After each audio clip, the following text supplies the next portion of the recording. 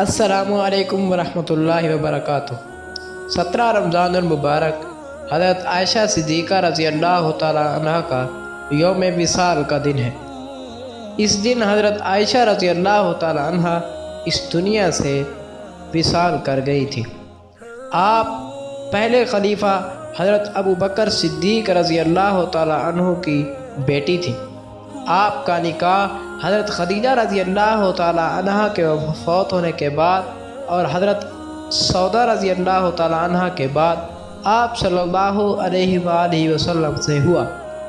آپ نے حضور صلی اللہ علیہ وآلہ وسلم کے ساتھ بہت سا عرصہ گزارا اور آپ صلی اللہ علیہ وآلہ وسلم حضرت عائشہ صدیقہ رضی اللہ تعالیٰ عنہ سے بے پناہ محبت کرتے تھے۔ اور آج جس جگہ پر آپ صلی اللہ علیہ وآلہ وسلم کا روضہ رسول بنا ہوا ہے، وہ زمین، وہ جگہ حضرت عائشہ رضی اللہ تعالی عنہ کی ہے، اور یہ زمین کا واحد ٹکڑا ہے جو جنت کا ٹکڑا کہا جاتا ہے۔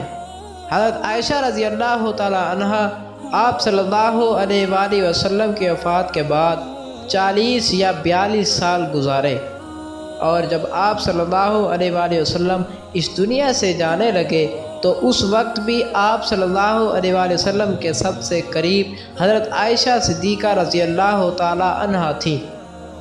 آپ نے حضور صلی اللہ علیہ وآلہ وسلم سے بے پناہ محبت کی ہے، اور 17 رمضان کو آپ رضی اللہ تعالی عنہ کا یوم وصال ہے۔